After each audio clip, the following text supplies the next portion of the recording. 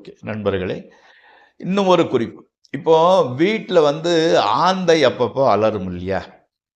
அது நல்லதா, கெட்டதான்னு நெறைய பேர் குழம்பி போய் இருப்பாங்க.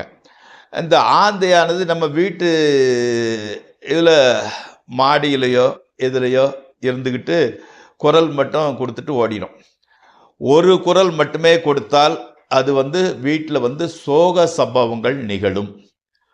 2 தடவை குரல் கொடுத்தால் எண்ணிய காரியம் நிறைவேறும்.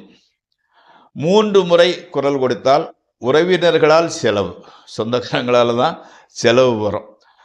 4 முறை குரல் கொடுத்தால் வீட்ல கலகம், தேவையில்லாத பிரச்சனைகள், கலகம் உண்டாகும்.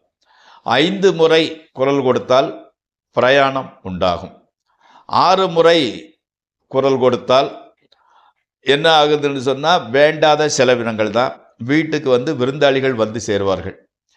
7 முறை குரல் கொடுத்தால் அப்பமும் பொருள் செலவு.